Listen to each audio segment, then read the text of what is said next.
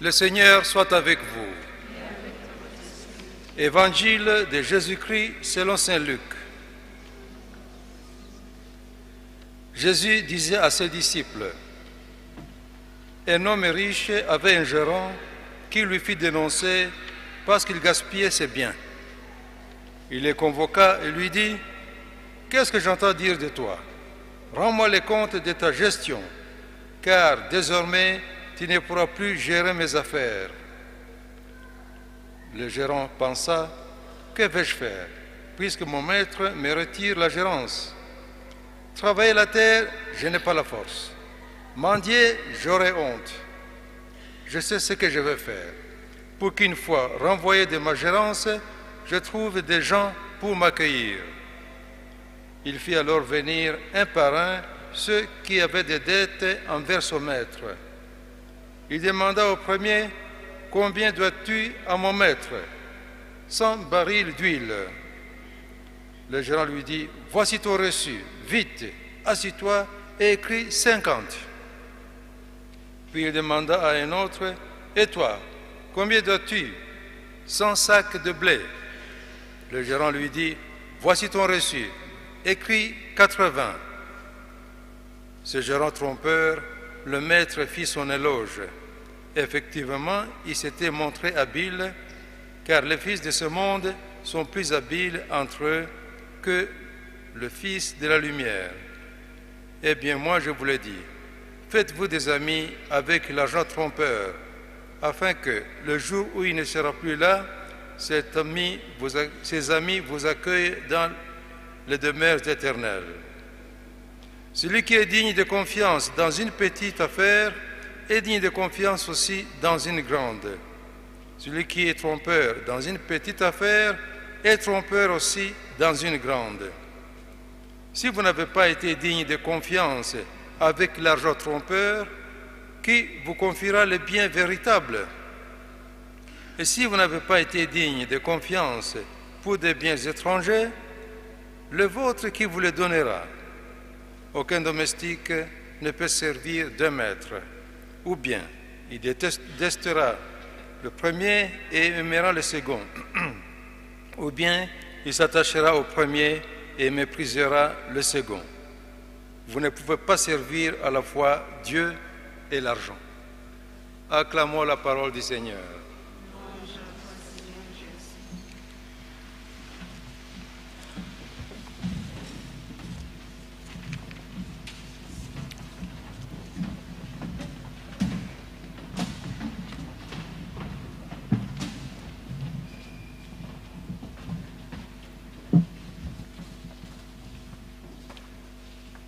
Je me rappelle, quelqu'un disait que parfois Dieu est déçu de nous voir. Il est déçu. Parce qu'il nous a créé pour un rôle et souvent nous nous créons de nos propres rôles, ce que nous voulons. Nous nous détournons de sa ligne. Je pense que cet homme-là qui m'a dit ça, il avait un peu raison. Dieu, non seulement il est déçu, mais je crois que parfois il est fâché contre nous.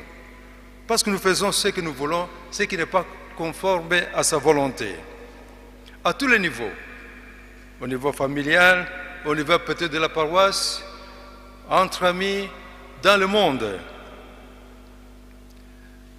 Je sais très bien que ici nous sommes tous des croyants, nous croyons à l'amour de Dieu, à l'amour du prochain, mais parfois, moi je vais directement au point de ce qui concerne nos familles. Le papa va travailler, à la fin du mois il a son salaire, au lieu d'aller à la maison, il va d'abord directement au cabaret. Il appelle son ami, « Hey, viens, John ou André, on va prendre une bière. » Alors il prend une bière, et après une autre, et parfois il commande des... Vous savez là,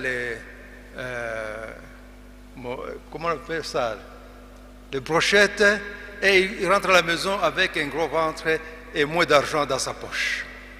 Le Seigneur lui a donné un travail, un salaire pour nourrir la famille, et maintenant il va dépenser l'argent au cabaret. Dieu est fâché contre lui. Et peut-être qu'il y a des hommes pareils ici parmi nous.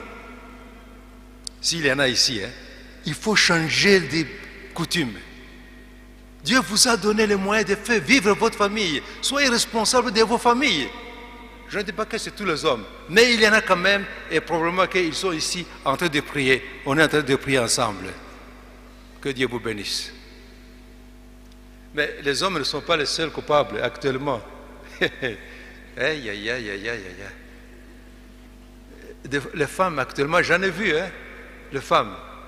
Vous savez, moi, j'ai fait la marche tous les jours, 1h30, 2 heures, et je m'arrête parfois, quand je suis fatigué, je vais vite, avec mes longues jambes. Et alors je vois des femmes dans les salons, vraiment, en train de faire des cheveux, hein, et ils vont dépenser de l'argent et des heures dans les salons. Et peut-être qu'il y a des femmes pareilles dont les enfants n'ont pas eu assez à manger ou n'ont pas assez d'habits, mais elles doivent dépenser de l'argent pour ce qu'elles considèrent être prioritaire, les cheveux. Et ce qui m'étonne, il y a des femmes qui mettent des cheveux pour ressembler à des femmes européennes ou asiatiques. Mais est-ce que vous avez déjà été en Chine et vous avez vu des Chinoises avec des femmes africaines, des cheveux de femmes africaines? Ou bien vous avez déjà vu, en Belgique ou en Angleterre, n'importe où, des femmes qui portent sur leur tête les cheveux des femmes du Rwanda, d'Afrique. Mais nous, chez nous ici, pas toutes, hein, certaines, elles préfèrent avoir des cheveux comme les Européennes. Aïe, aïe, aïe, aïe, aïe, aïe. Mungu abariki, que Dieu vous bénisse. Prenons conscience de notre conduite. Dieu est fâché, hein? Dieu est fâché quand il voit ce que nous faisons. Les jeunes, il y a des jeunes qui sont vraiment difficiles pour leurs parents. Moi, j'avais un cousin, le papa lui donne l'argent pour aller à l'école, une belle valise, plein de vêtements, des cahiers, tout ça. Et au lieu d'aller à l'école, disons aller à Rwamagana, il prend le bus pour aller à Gisenyi. Parce que c'est beau, là, il y a les lacs, il va avoir les lacs. Dépenser tout l'argent, les minervales, etc. Et avec des amis, de faux amis, dans la boisson ou avec des femmes. Des jeunes pareils, il y en a qui abusent des efforts que font leurs parents. Peut-être que même il y en a parmi, on ne sait jamais. S'il y en a parmi nous qui changent de coutume, qui changent de conduite. Vous savez, il y a quelqu'un qui a écrit en disant « L'égoïsme mourra 15 minutes après nous, après notre mort. Dans notre nature, il y a beaucoup de bonnes choses, mais nous vivons avec 3 problèmes. Nous vivons avec. Le premier, c'est l'égoïsme. L'égoïsme en chacun de nous. Chacun, tous ici, nous avons de l'égoïsme dans notre cœur. On peut être les meilleurs amis, on peut être de bonnes personnes, mais l'égoïsme est là-dedans. Peut-être en petite dose, mais l'égoïsme est là. On raconte qu'il y avait un jour un repas de fête avec des dames, grands messieurs. Et alors, il y avait beaucoup de bonne viande, un bon steak bien fait. Alors, on était en train de manger. Et tout de suite, tout d'un coup, le courant est parti. C'était l'obscurité. Il restait un morceau sur le plat. Et personne n'osait y toucher par modestie. Et quand le courant est parti, il y a un qui a voulu prendre ça avec sa main. Et puis, les autres sont venus avec les fourchettes pour prendre les morceaux.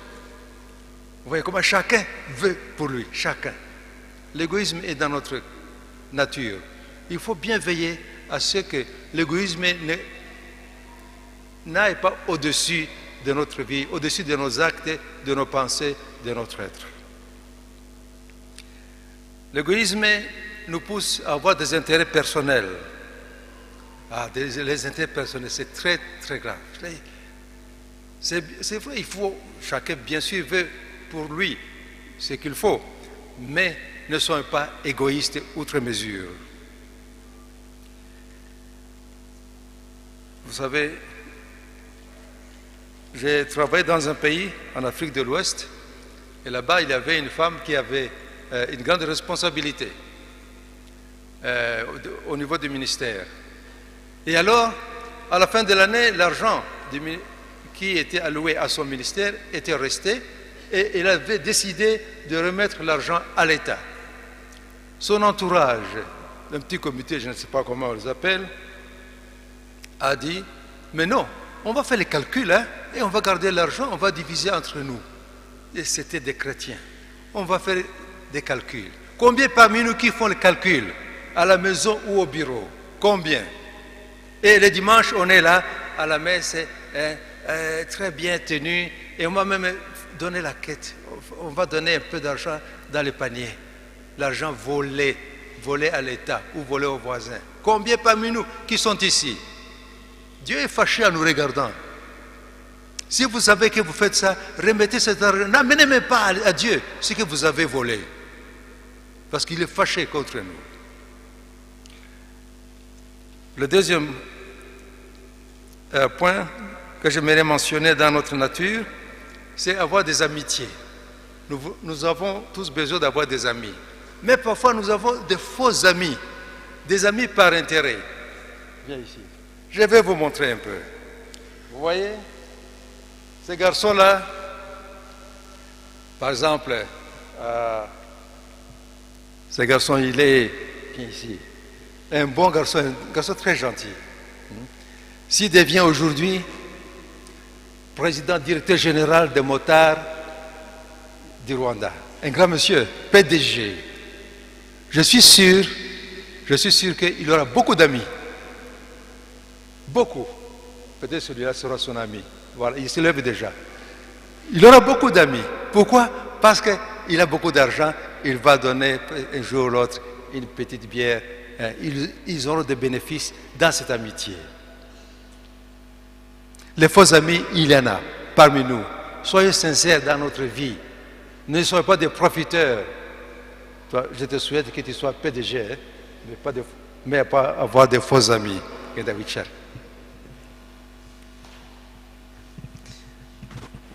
Des amis, des amitiés calculées, il y en a beaucoup. Et ça, ce n'est pas honnête, ce n'est pas juste. Le troisième point, c'est pouvoir s'en sortir quand on a des problèmes. S'en sortir par tous les moyens. Oh, il y a beaucoup de problèmes dans la vie, oui. Et on veut tous s'en sortir. Mais prenons les moyens qu'il faut, les moyens corrects. Parce que je sais très bien, si j'oublie mon téléphone ici, est-ce que vous pensez que si je reviens demain, je vais le retrouver? Très probablement non. Et vous les dames, quand vous allez à la communion, souvent vous prenez vos petits sacs avec vous. Pourquoi? Parce que probablement qu'au retour, le sac sera parti. Qui a volé ça? Ce n'est pas l'homme de la rue, hein. Ce n'est pas les bapfoumous de je ne sais où. Ce sont les chrétiens à côté de nous. Parce qu'il a besoin d'argent, il va voler ce téléphone. Bon, celui-ci n'est pas cher, hein. Mais quand même, il peut avoir peut-être 100 000 francs. Ça va l'aider. Il va voler ça. Peut-être ces gens-ci, ou quelques-uns, vouloir s'en sortir par tous les moyens. Par tous les moyens. Les bons comme les mauvais. Évitons de faire le mal. Parce que Dieu va se fâcher contre nous. Alors, le remède à tout ceci, tout ce mal dans notre vie, dans notre nature, c'est la prière. La prière est une grande force, une grande puissance. La prière nous permet d'aimer même c'est la personne que nous haïssons. Nous pouvons arriver à l'aimer à cause de la prière. Quand vous amenez Dieu dans votre vie, tout est possible. Il va vous donner la force et vous allez pouvoir marcher envers le voisin. À la messe, nous disons, mes frères et sœurs, est-ce que vraiment on est frères et sœurs? Est-ce qu'on est même amis entre nous? Si on nous dit, donnez-vous la paix, est-ce qu'on est capable de donner la paix à tout le monde? Peut-être que vous êtes querellé contre ce monsieur-là ou cette dame-là, et quand vous allez donner la main, vous la voyez tout près et vous tournez la tête. La paix, avec un grand sourire, hein, mais dans votre cœur, la haine. Et on est assis là devant Dieu comme ça. C'est pour ça que Dieu est fâché aujourd'hui. Il faut que nous puissions recourir à la prière pour transformer notre cœur, que ce soit vraiment un cœur de fils et de filles de Dieu. Vous savez, chaque personne a sa dignité. Chaque personne. Lisez la lettre de Saint Jacques, chapitre 2, versets 1 à 2. Chacun a sa dignité. Il faut aimer tout le monde et respecter tout le monde. En tant que qui? En tant que fils de Dieu, fils et filles de Dieu. Chacun est digne. Il faut aimer et respecter chacun à cause de sa dignité d'être enfant de Dieu. Moi, j'ai fait des erreurs. Hein. Les prêtres font beaucoup d'erreurs aussi. Hein. Un jour, j'étais au bureau et j'étais le curé et voilà qu'on m'a apporté une lettre du bureau provincial. C'était la fête d'indépendance du pays, le 6 mars. C'était au Ghana. Et alors, je vois une grosse voiture arriver et avec 2 personnes dedans.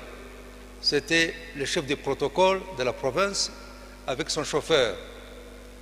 Et moi, vous savez, quand j'étais jeune, j'étais maigre, très très maigre. Et à cause du climat là-bas, je m'habillais toujours en t-shirt et avec des kambambili. Alors, je sortais du bureau pour aller boire de l'eau, à cause de la chaleur. La maison n'était pas loin du bureau. Et je vois la voiture, je m'arrête un peu dehors. Et je dis, bonjour monsieur, je peux vous aider? Il dit, non, c'est pas vous. Pourquoi? J'étais le petit jeune maigre comme ça, là. Non, ça ne pouvait pas être le curé celui-ci. Non. Ils sont passés à côté. Moi, j'ai continué. Au retour, je les ai trouvés au bureau.